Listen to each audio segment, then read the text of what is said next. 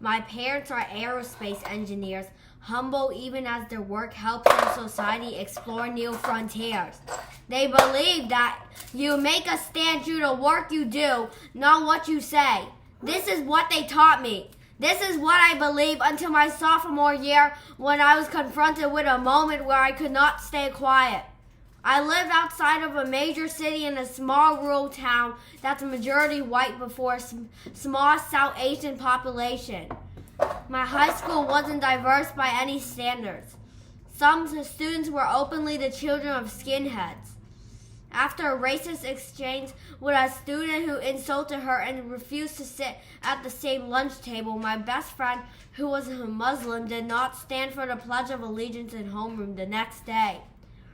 I hadn't heard about the encounter that sparked this move on her part and was surprised when she didn't stand up beside me, hand against her heart, mouth chanting an oath. She hadn't mentioned any mounting discomfort for me, nor had I noticed anything.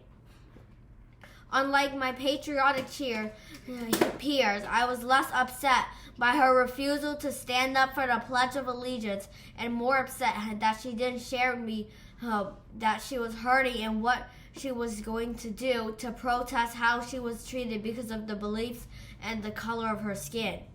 She was suspended for insubordination, and when I called her, she said, "Surely in this situation I might find a way to think of more than just my own feelings." I felt ashamed. It didn't even occur to me to seek to understand what was behind her decision in the first place. I apologized, asking how to best support her. She said it was just important that I listen and understand she could not thrive in an environment that promoted sameness. She spoke to me with a vulnerability I had never seen heard before. At the end of our conversation, I apologized profusely. She said she did not need my words, and what she needed from me was to take a stand.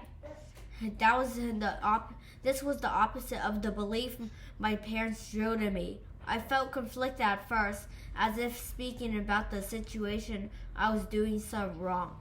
However, my friend had to deal with it in a reality that I did not.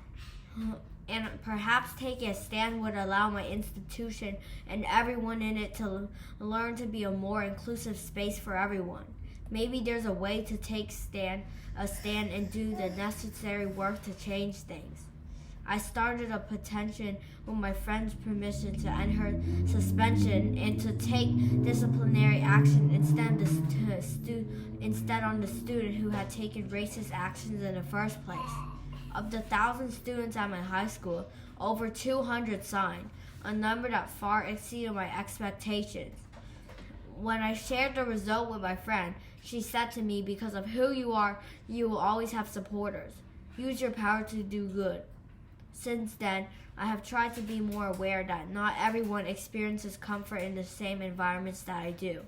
Rather than assume everyone feels safe and supported, it's best to create space to listen and to ask how you could be supportive. My friend and I created a club to foster cross-cultural dialogue.